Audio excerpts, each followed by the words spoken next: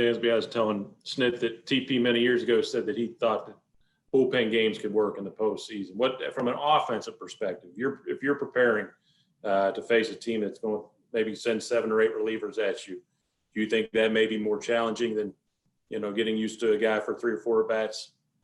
I mean, it really just depends on the situation, honestly. I mean, it's hard to just box this game up into certain different things because there's so many different variables. There could be a starter that he's just got his stuff that day, and even the third time facing him, even if you feel like you've seen all his pitches, he could just be that good that day that it's hard to, it's still hard to do something productive in that third at bat. I mean, that's baseball for you. But at the same time, on bullpen days when you're only seeing a guy potentially once, it makes it tough as well. I mean, hitting a round ball with a round bat is never an easy thing to do. So, especially at this stage of the year, there's talent, everywhere, whether it's in the bullpen or the starting rotation. So each at bat is a grind. Each at bat's tough, and either or, it doesn't matter. It just depends on the day.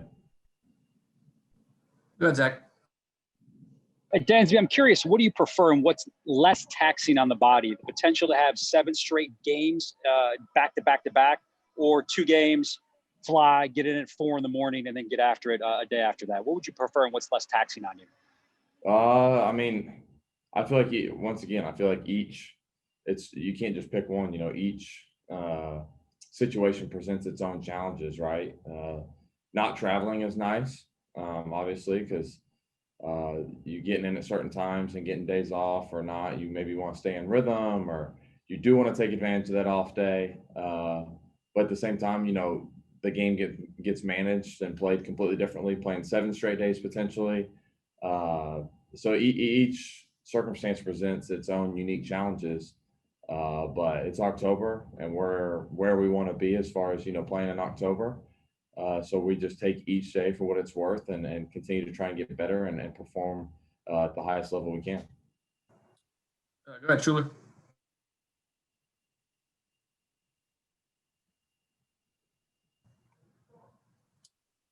You've been with Wash now all 4 of your full seasons. What kind of impact has he had on you as a defender?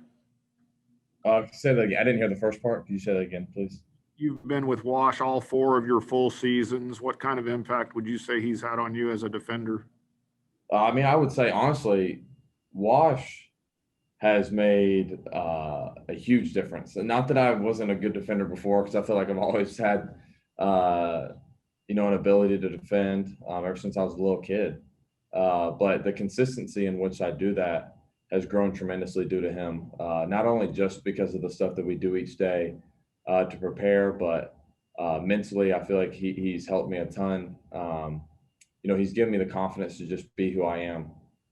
Since the first day he's met me, that's been something that he's preached to me, is just being who I am, because that's gotten me to this point, and he feels that person's a special person. And being able to hear that each day from somebody you admire and consider a mentor is, it brings so much life and confidence to you, and just the ability to be positive. Each day he's always taking the positives of what happened the day before, and there's just always so much learning and growth. It never stops, honestly, whether it's the first year or now being my 4th year. The growth and desire to learn almost grows stronger each day, and I credit a lot of that to him. So he's a huge piece of this team, and I think people are really realizing that, just the influence he's had on not only myself, but all the other guys in the infield, all the other guys on the team, really. So it's a blessing to have him. And when has been a strength like that, pretty much throughout your career, how do you approach having a new guy in terms of how he might be able to help you? Sorry, can you say that question one more time? Sure. When you have a history of being a really strong defender like you did before you were around him, how do you approach having a new guy and how that person can help you? Well, I think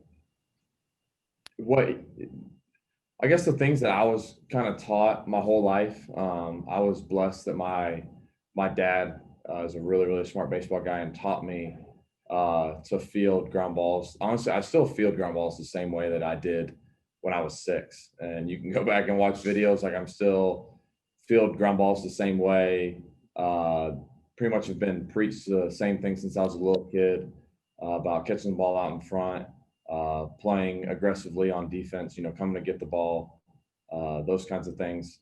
And Wash just kind of reaffirmed that. And like I said, we do the drills to do the consistency each day. I remember when I was a little kid, me and my mom would sit in the living room watching a game or something, and we'd be bouncing like short hops to each other, just like Wash and I do now.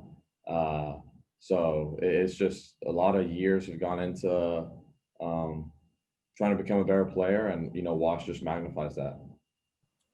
Go ahead, Jared. Hey, Dansby, that W hit yesterday in the 6th inning was on an 100-mile-an-hour fastball, and you pulled it right down the third baseline.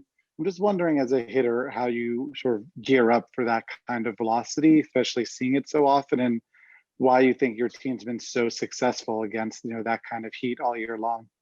Yeah, well, I think I think you kind of even said it. I think it's crazy to think that 100 is like almost common these days, right? Like everybody throws hard nowadays, and I feel like we just do a lot of work and prep to be able to be ready for those not only situations, but at times where you're going to be facing higher velocity, and just being able to trust in yourself, I feel like is something that this offense does consistently each night.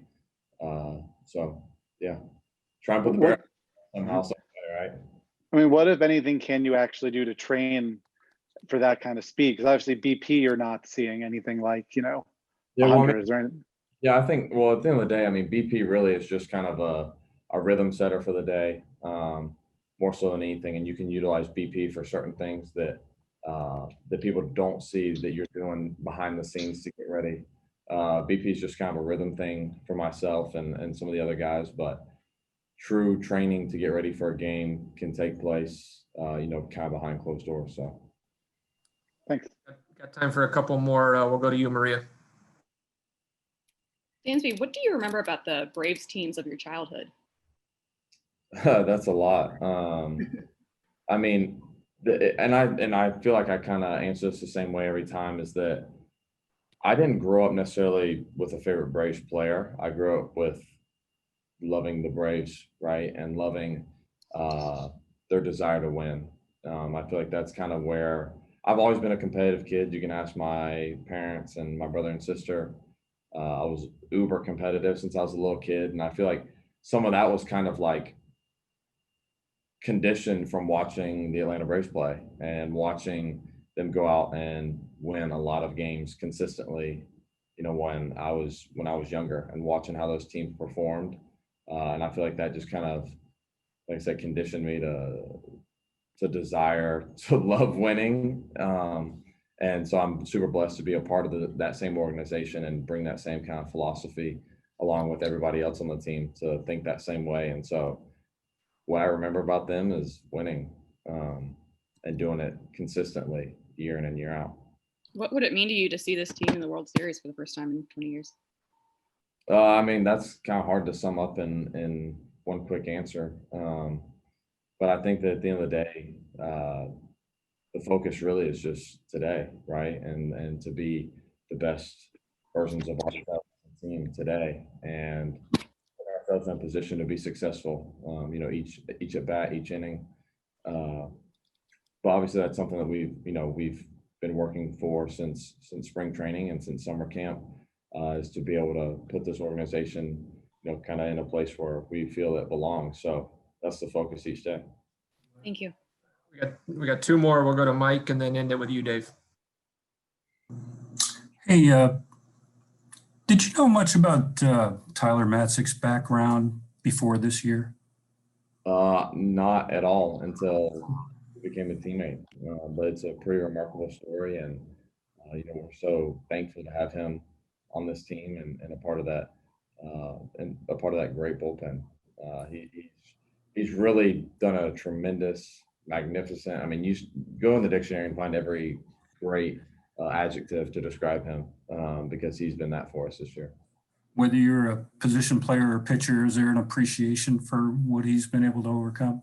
Absolutely. I think just as a human being, Being able to see someone go through stuff and be able to come out kind of on top is amazing. And I think that it kind of shows everybody that never give up. You keep working, and good things are bound to happen for you.